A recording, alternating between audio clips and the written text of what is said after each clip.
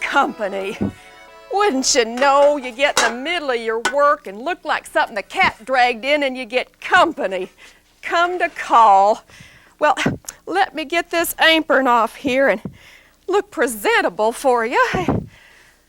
Oh my, I done so much stooping and bending on this Oregon Trail, I doubt that I will ever stand up straight again as long as I live. Well, this blessed land you got out here, whatever does it bite you or sting you, then it pricks or tears. If the rivers ain't raging and swollen so you can't get your animals across, well, then there's not one drop of water anywhere. Give 'em a drink. And the dust. Oh, the alkali dust. It just gets everywhere. Eyes, ears, nose, mouth. Breaks you out in unspeakable rashes, in unspeakable places, you mark me. Well, they never told me none of this in the guidebook. Oh, you're laughing. Did you have a guidebook when you come out? I'll show you mine. This is it, right here. Oh, yes, you see what fine shape it's in, and a piece of work it is. Pages all falling out, back all off. Well, it fell into the river right off. And for my money, it would have been fine just to let it go. Bobbing down the current, bye-bye. Good riddance. What, so full of erroneous information is this here book? Outright lies, you ask me.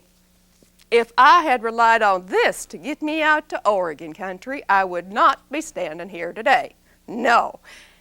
Of course, it wasn't my idea to buy it in the first place. My husband, Theodore. He's the one said, got to have a guidebook, Fanny, got to have a guidebook. Well, now, I thought that a mite peculiar at the time, seeing as how Captain of our train been out to Oregon 4 times and back. Don't you suppose that man knows the way by now, says I?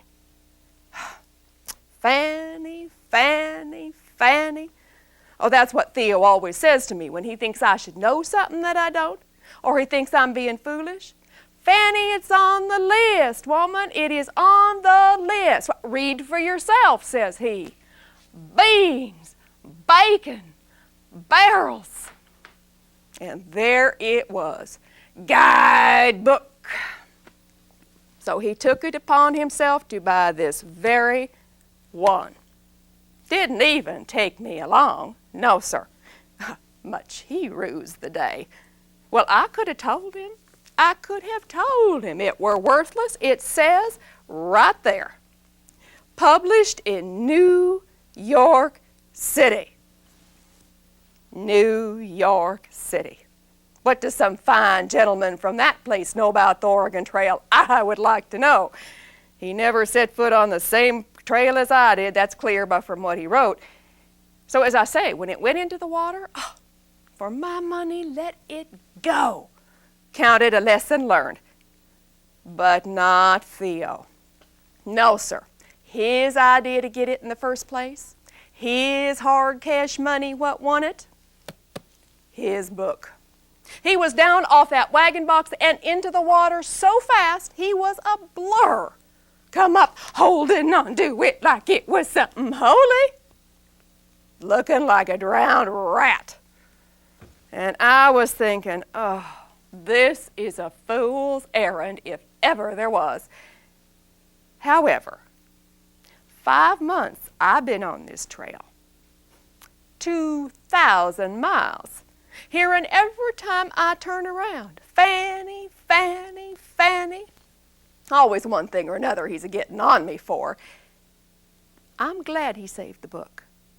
For now, when he starts in on me, Fanny, Fanny, Fanny, I run get this book of his. Theo, Theo, Theo. Ugh. Oh my, it ain't even worth the paper it's printed on. I've been reading it ever since we left Missouri, and I can tell you plain, yes, Missouri, that's where I'm from. We had us a farm in Missouri. Oh, all right. It was just a little old piece of ground, but it was paid off, and it was starting to come up. And I'll tell you about the day my life changed forever. I was just up the road a piece at Mama's, a place that Papa left her when he died, and it was a fine spring day. Kind of day when sun's shining and the birds they singing and the juices just rising up in a body. And Mama and me, well, we was on her porch, see, rocking back and forth and back and forth, and all my little children running around with their little cousins in the yard, and Mama and me gossiping about my sister behind her back. And that's when it happened.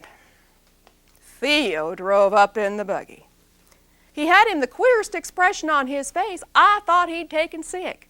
I said, Theo, what's the matter with you? Are you ill? Ill. I wish that's what it had been. He'd been down to that feed and seed store talking to all them other men.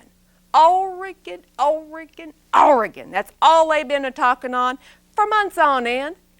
He looked me straight in the eye. Without even as much as a by your leave, he said, Fanny, sell off every single thing you can't pack in a wagon. 'Cause you know what I done today? I sold the farm, woman. We going to Oregon. Yes, ma'am. I had precisely that look on my face. Oregon. That was my farm, too. Oh, I know. I know what you're thinking. And you're right. I had my name on no legal papers, as women are not allowed. But I had planted crops on that farm, just like Theo. I had tended stock on that farm, just like Theo. I had done birthing on that farm. Like to see him match that. I'd done birthing, and I had done burying, and that was every bit as much my piece of ground as it was his, in my mind. But there he was saying, pack it up, Fanny, it's gone. I never knew my Theo to be a Bible-quoting man before in all his days, but do you know, all of a sudden he could cite me chapter and verse in the good book where it says a woman will follow alongside her husband wherever he chooses to go. He's still a-looking in that same good book, though, to find out where it says a woman got to keep her mouth shut on what she feels of the whole affair. But what choice did I have? I did what a dutiful wife must do. And before I could even imagine how fast it would happen, all my prized possessions, all the things I'd been gathering in thinking I was going to have them my whole life long, gone. Sold off, parceled out, given to my mother to save for my sister to come get. And all I had in the world was packed into one tiny corner of one tiny wagon. Well, I felt a mite sorry for myself. I did. All the way to St. Joe. Oh, that's where we put out from. But by the time we hit St. Joe, we had hooked up with so many other folks just exactly like us. It put the grief right out of my head. Well, recall how it looked. Wagons all the way out in front, and wagons all the way out in back, like a great snake covering the land from end to end. Wagon boxes. Wagon boxes was painted up every color you can name. Why, there was red ones and green ones and blue, just like our wagon box here, and yellow ones. Oh, the wagon canvases. Oh, not dirty brown and all washed out like they is now. No, wagon canvases was all starched so white and pulled so tight over them bows. When the sun would shine on them, almost blinded a body when you go to read. Read, yes, that's what I said. Folks had things painted on the sides of the wagons. Names, where they was from, where they was going, slogans of every kind. The commotion of it all, a din as such as you never heard. All the animals a-bellowing to be going, and the men, oh, sitting up there so proud in them wagon boxes. Children running over and under and through all the wagons as we stood, and all us women just clucking together like a flock of hens. Until captain of the train, he cracked that big bullwhip of his. Head 'em out, boys! Head 'em out! And then all grew silent. For as we turned our backs on that rising sun in the east and pointed our faces out west, the realization set in how much we's leaving behind, you see. And my mama, she came to say goodbye to us there as we was waiting our turn in line, and she had a gift, a treasure, that's what she called it. Something she wanted me to take all the way out to Oregon country with me, and I have kept it with me to this day. Right here. It's this handkerchief, knotted up with something inside it like you see. Well, she raised that up to me in the wagon box and placed it on my hand, curled my fingers around it just so. And then she stared me long and hard in the face. And that's when I saw it. That tear she had snaking down her cheek. It finally occurred to me what Mama was doing, staring at me so. She was trying to memorize the features of my face so she wouldn't forget what I looked like. And then she spoke. "Fanny, girl," she said to me, "I do not know if I will ever see you again in this life. So I want you to have something to take with you. And every time you see this, you remember that you got a mama at home who thinks about you every day and prays for you by night." And then Mama, she'd done the strangest thing. She turned her back on me. She did, just like this. Shored them shoulders up erect, straighter than a military man. And without another look, without one more word, she walked away. That's the very last time I ever saw my mama's face. Well, it took me powerful long, you can imagine, to open this and see what was so important to her. But I do have a curious nature. So by and by, I yanked on the ribbon and I laid the kerchief open. Treasure.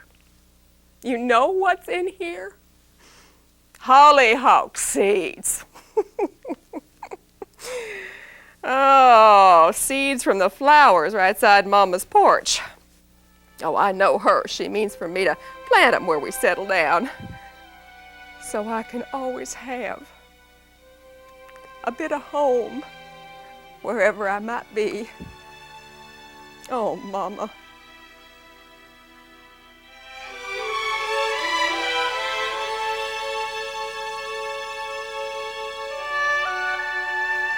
Willamette, Willamette, Willamette, Fanny, why out there the ground is so rich and so fertile you don't even have to plant seeds. No, everybody just casts them out on the air, and they plant themselves, raise themselves, harvest themselves all by themselves. What do you mean, no? Theo says out there they got pigs running wild in the streets. Oh, they's already cooked. No, they're supposed to have knives and forks stuck in them for all who's hungry. And you just slab you off a piece of bacon and you hit that piggy on the get along. That ain't true neither. Now, fence posts. Fence posts, my Theo says you just plug them in the ground and they grow up to be trees. They got apples on one side and oranges on the other, free for the picking for all. That ain't true neither. If I was a wagering woman, which I ain't, I'd almost wager my Theo got that from this here guidebook. Well, I shouldn't be surprised if them ain't true things after all, for nothing but nothing has panned out the way they said it would. Take Injuns, for instance. Before we ever left home, we had our minds made up already what it's going to be like. I had all my children shorn bald of their hair before we ever started out. So no Injun be tempted to lift it on the way, of course. And every time we were out on the prairie and saw a campfire and didn't know whose it was or a noise we couldn't identify, well, the cry went out, "Injuns, Injuns, Injuns!" Pshaw! I wish I had all the time back I spent being scared of Injuns on this trail. Nothing of the kind ever did happen to us. May have happened to some. There were stories and rumors curl your hair, if you had hair left. Now, the only time we ever saw them is when they come into camp to trade. Trading. My Theo done trading. Right here. This hunk of coyote, I believe 'tis. And he figured he'd done a fine piece of trading because it still has the tail right on it right there. And then, I myself done trading. Don't tell Theo. Right here. Oh, so beautiful I could not resist. Yes, beaver, that's exactly what it is. But I learned a thing. The Injuns you got out here, they do not wear it with the hair side out. Not like the fashionable ladies I remember in St. Louis and St. Joe. Nope. They wear it with the hair side in. And it ain't nothing to look upon. Oh, but on the inside, soft and warm and dry. And I understand I'm going to need something to keep me dry, because out in the Willamette they got hailstones the size of hen's eggs, and they brain people dead in the streets as you stand. Just don't you go telling Theo what I done. This little old bitty piece of red cloth I traded for this old skin. Well, I cut it off the bottom of one of his shirts in the trunk, and he don't know about it yet. Injuns. I remember plain the first time they ever come into camp. North Bend it was. North Bend of the Platte River. They was Pawnee, and men said, "Women and children into the wagons and pull the canvas tight." Well, I did exactly what Theo said to do, and right smart. But that curious nature of mine. Well, I got to hearing the most intriguing noises. I had to have a peek, so I eased that canvas open and I poked my face out. Oh! What I saw! Them Pawnee was striding into camp as if they owned the world. They had buffalo robes wrapped tight around them, hung with teeth and bone and feathers and such. One tall Injun man stood over 6 feet if he were an inch. Had a gruesome necklace of some kind of claws slung around him. He was bargaining with the menfolk. And as he did, I saw this now, He let slide that buffalo robe down over one bare shoulder, bare underneath. Oh, mercy, mercy, mercy. He was the finest specimen of male manhood I ever saw. Oh, most unfortunate timing on my part, however. That's exactly when Theo saw my face a-poking out of that wagon. He ran over, he slapped that canvas together so fast, so tight, I almost lost my nose. And then he read me the sternest of lessons for looking where no decent woman would look. And then he forbade me from looking no more. Well, I got to thinking on it. He hadn't said nothing exactly about no listening. So I put my ear up to that canvas. Oh, do you know what I heard? That same engine man had taken a fancy to a blonde gal in our train, was offering to buy her from her papa. Yes, trading livestock for human beings. Gonna trade 4 ponies and take the gal? Oh, I was shocked, of course, being civilized and all. However, truth be known, 5 months, as I say, I've been on this trail, cheek by jowl with my neighbors, day in and day out. Well, there's a few of them pioneers I'd trade off for a good milk cow any day of the week. Now, this business about Injuns. As I say, we called them heathen and savage and worse. But I'm beginning to think, leastways the one I seen with my own eyes, well, they traded with us. They showed us where to dig wild onion and garlic to use as poultices and such. Even traded us moccasins for our feet when our boots done give out. I'm of a mind that the names we called them was hasty, could say. Oh, I'm of a mind that the names we called them was undeserved. But don't you go telling you heard me say that. No, they'd have me put off of this train quicker than you can blink an eye. A popular opinion, it is not. Oh, but all was in agreement. Them Injuns, they knew their business come buffalo. They knew exactly what to expect when buffalo was a-running.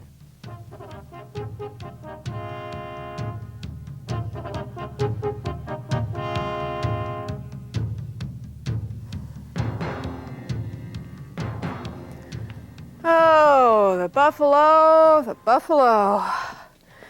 Injuns sure did tell us what to expect when buffalo was a-running.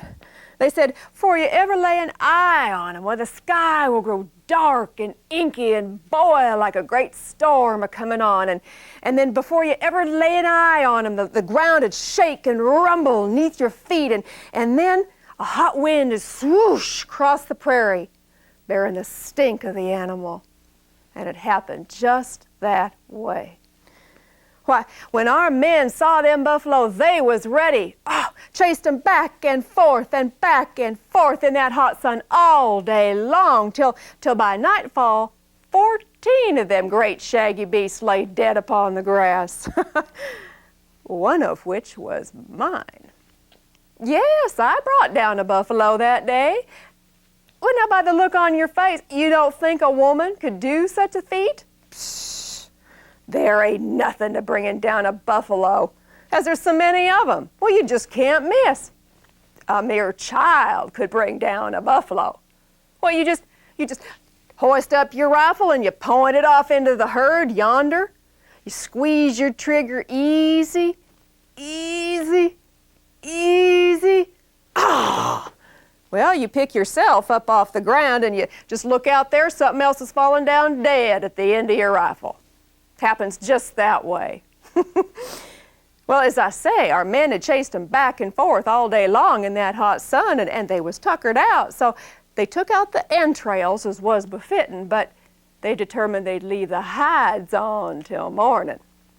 Oh, you know our mistake. When that sun come up in the morning, oh, so did the stench of rotten buffalo meat. Only ones to eat buffalo that day was vultures. Well, the heat from the hide, you see, it went clean on down through the meat to the bone. Oh, we fell on them carcasses with knives and forks, axes even, trying to save even the tiniest morsel.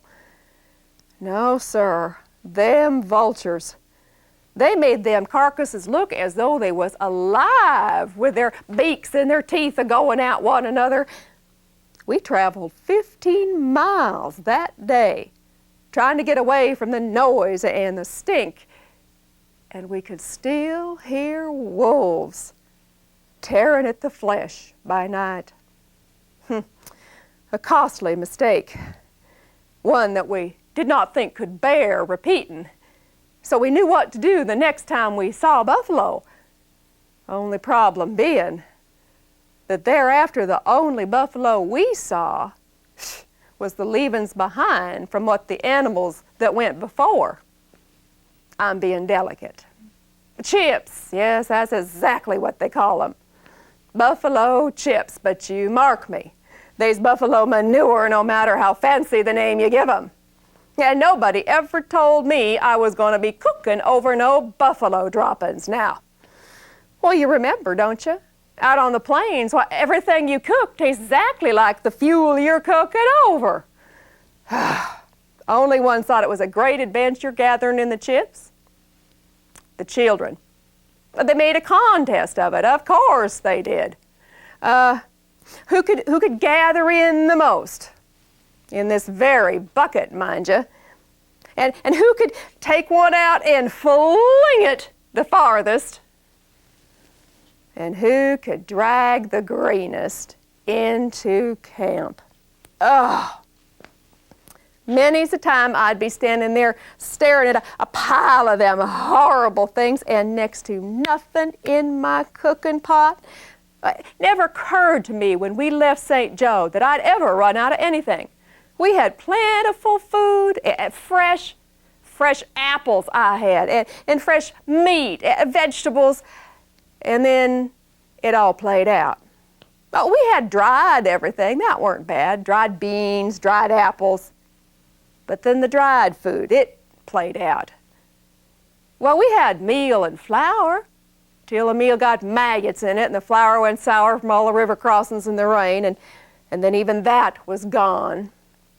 Till finally we was reduced to eating things not normally fed to stock back home. Truly, weeds. We ate common, ordinary weeds. We called them vegetables out of place. Oh, we was glad to have them. And then, even the weeds played out. And the only chewing there was to be done? When we drank the water. Well, the water was alive by the time it hit our lips. 1/3 green moss, 1/3 skeeta eggs, and 1/3 tadpoles. You have to strain it out between your teeth. Land of mercy, the things I seen. Oh, the things I seen.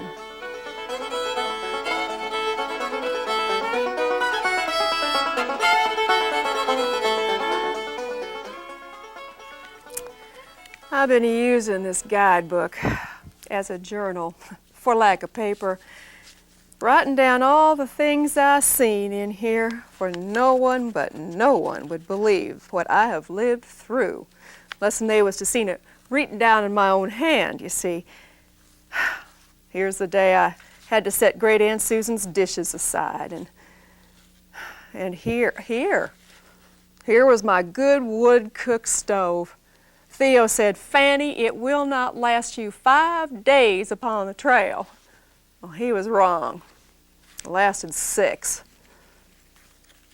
I was reading this last night, page by page, and it occurred to me, this old book is a list of everything I left behind. Of course, there are some things a body just can't find the words to write. Not yet. Maybe not ever.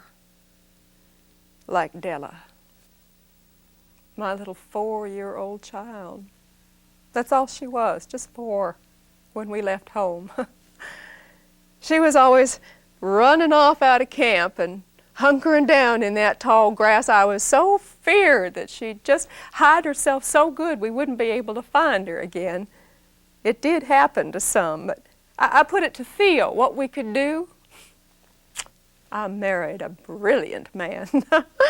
Well, he stropped that copper wash tub up to the side of the wagon, and then he just boosted Della right up in. And she rode in there day in and day out just like a princess, pointing at things that she wanted to call to my mind, you see. Mama, butterflies. Mama, flowers. And now, all I got left of her are her memories and this doll. Doll. Why, it ain't even a glass-headed one. Not one that you buy for keeping in a trunk for good. No, just some old throw-together thing of scraps. It never once occurred to me I'd come all this way and wind up with a doll instead of Della. We was camped on the banks of a river, you see. And the captain said, you women break everything out of the wagons to give it air and take your laundering down to be done. So we did. And the children, as children do, they took to the water straight away, jumping in and clambering out and splashing one another. Their laughter was just hanging out there on the air, making us all glad of heart. And Della was among 'em. The last time I seen her, she was streaming wet. But instead of going to tend to her myself, as I should have done, I hollered at her older brother. Well, older ones always look after younger ones, you know that. So I hollered at him. You get that child up to camp, you hear me? You get dry clothes on your sister. She's going to catch her death out there. I didn't even know she was sick. Not till later, when I was laying them all down in their bedrolls and all was growing peacefully quiet, except Della.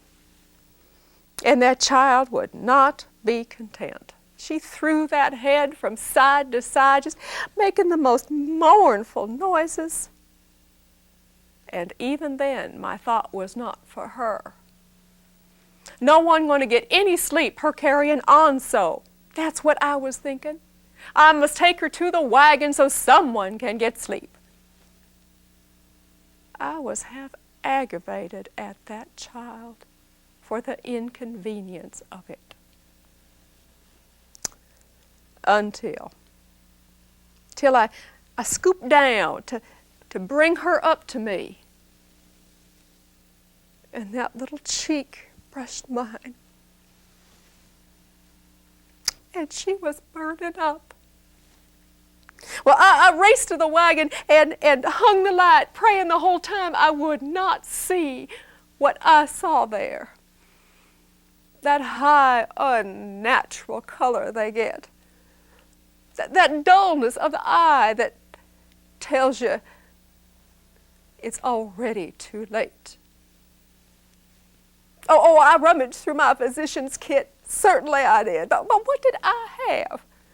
Laudanum for pain, calomel for purging, John tobacco for drawing out poisons. There weren't no doctor about. So all I could do was ferry water back and forth from that river. Bathe them little limbs and try to keep her cool and push that matted hair off them blazing cheeks. But it were no use. As long as I live, I will remember the sound of my Della's last breath. and that terrible silence after. Well, I cried out on Theo, and he come a-running.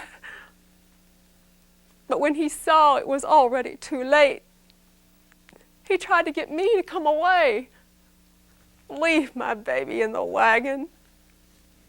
I couldn't do it.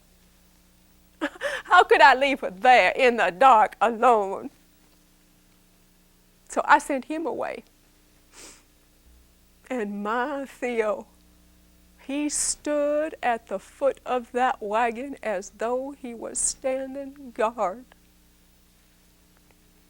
And all night long, I held my Della to my bosom, and I rocked and rocked and rocked, calling out on the Lord every prayer I knew if he'd only bring her back.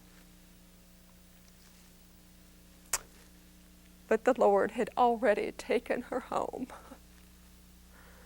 She was already in glory with him. So in the morning, the sun come up, and all the men what we knew, they took their shovels to that stony ground. And all the women what I knew, they come to help me. And we bathed my little Della, and we wrapped her in my wedding dress as a shroud.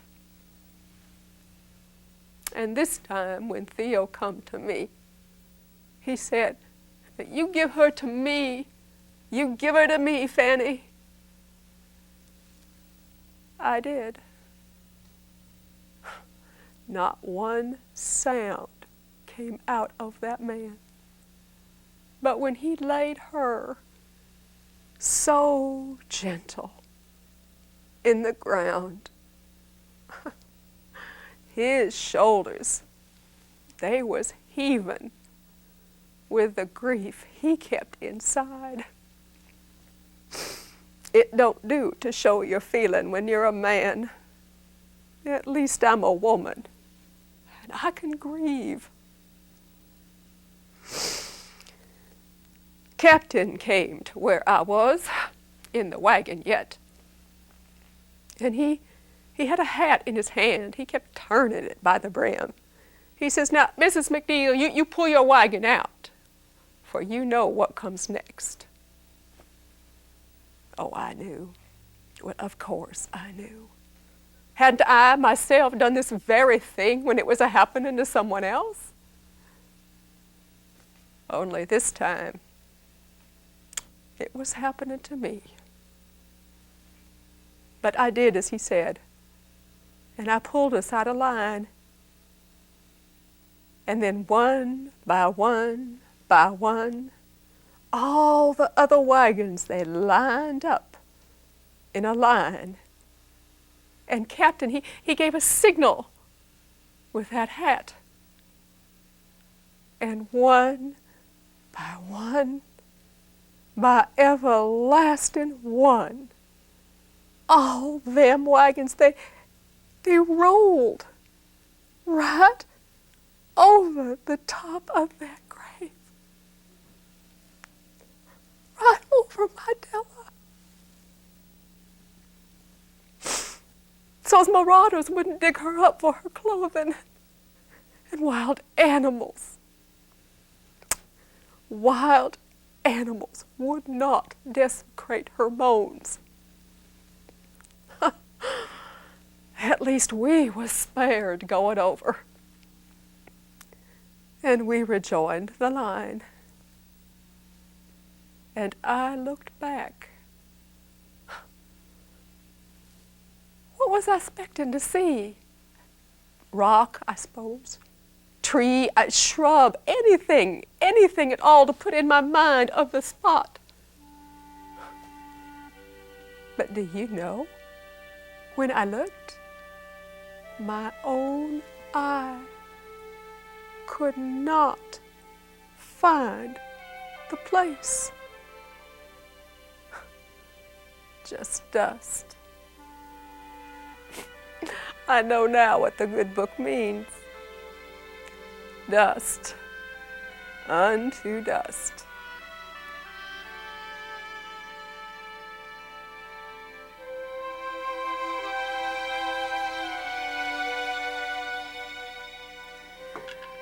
Work, work, work. This trail is nothing but work. From the time you get up in the morning to the time you go to bed at night. And then you dream about work. That's right. Oh my Theo says it's gonna drive some people mad, all the work on the trail. Just like two men we knew. Stoddard and Rao was their names. Only it wasn't from overwork. Them two men went mad as hatters. No, it was the tedium, the boredom of the trail. They decided they would make a wager between the two for some excitement. Who could stand the most mosquito bites? Yes, that's right. Well, we was camped on the banks of a river where the grass grew up all tall and green and the mosquitoes was just thick as soup. And these two men, Stoddard and Rao, made the contest between the two who could stand the most, allowing one weapon each, a lit cigar. Well, they lit up them cigars. They went on down to where the mosquitoes was the thickest and then proceeded to take off every stitch of clothing they had on. They laid face down to the earth, just a-puffin' and a-puffin' on them cigars, doubtless thinking that the smoke would keep the skeeters at bay. Well, we was watching from a respectable distance now, and them skeeters just screeched to a halt and dove in on them men. Oh, they was wriggling and a-carrying on, but to get up and run, that would be to lose the contest. So you could just see it happen. Stoddard devises a plan. He looks over at Rao, just laying there in the earth. Stoddard raises himself up on all fours. Rao had not heard a thing. Stoddard took that lit cigar out of his mouth and he starts over, and he touches the bear behind him, Mr. Rao. Up jumps Rao. I've been bit by the granddaddy all skeeters, he cries, and then he goes racing off and jumps into the first wagon he come to, thereby losing the contest. Well, here comes old Stoddard, just a-moseying at a slow clip to prove a point, but then he saw us a-looking, and in he dove as well. Well, now, in the morning, when them two men threw back the tent flaps, they was so handsomely bitten, I thought they was diseased. Now, oh, we laughed and laughed and laughed. Till one morning, we got up and they was gone. Hied off under cover of darkness, they did, tired of being the brunt of everyone's amusement. But one needs an amusement on this trail, for the work will kill you if the heartache don't. And just when I think I cannot stand one more moment on this trail, then I think of Mama and these seeds. And I think about Della, and I say, no, sir. No, sir. This Oregon Trail is not going to best me. Now, I have paid too dear a price to come to where I am right now. I am going to plant these seeds, and they're going to come up year after year after year. And when they do, I'm going to say, Fanny, you have survived year after year after year. I've been thinking about this Oregon Trail. When we get to the Willamette, I am going to want to put my feet up. I am going to put my feet up and my head back, and I am going to take a rest. But I can hear Theo now. Rest! Fanny, Fanny, Fanny. What, now we're at the end of the trail, woman. Now the real work begins. Ah.